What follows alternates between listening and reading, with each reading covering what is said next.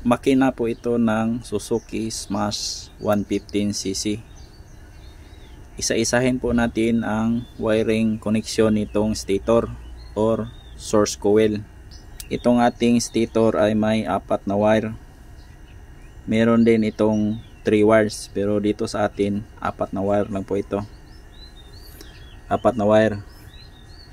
Itong dalawa nakadikit, nakadugtong ito. Ito yung papuntang regulator. Ito, papuntang regulator po itong dalawa. At itong dalawa naman, ito papuntang CDI. Dito muna tayo papuntang regulator. Ito. Dito muna tayo sa dalawang wire papuntang regulator. Yan po ang kanyang kulay.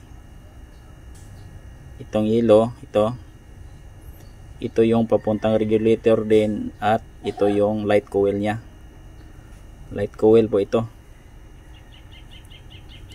Itong kulay na yellow, light coil.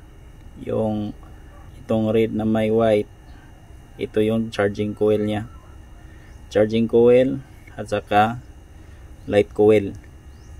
Papuntang regulator po itong dalawa.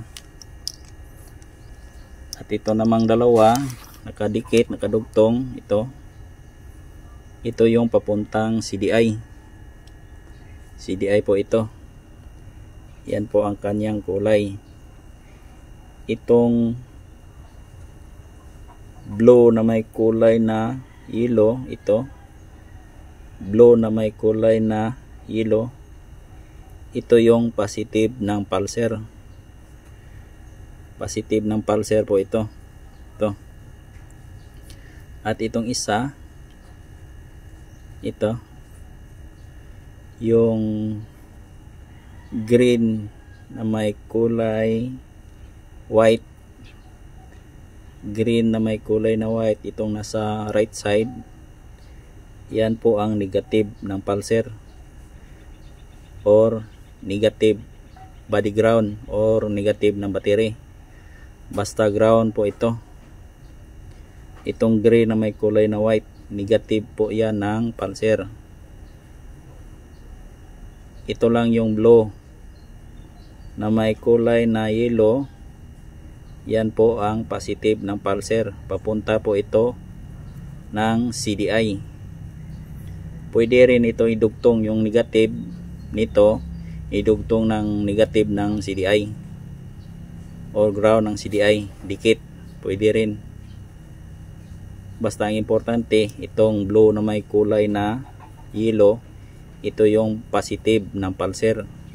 Positive din yung sa CDI nya, yung wiring positive ng pulser. Merong wire din sa CDI na positive ng pulser. Ito yung idugtong natin. Yan, 4 lang po siya na wire. Yung ating stator or source coil ng ating Suzuki Smash 115cc. Ito lang po ang 4 na wiring connection nito.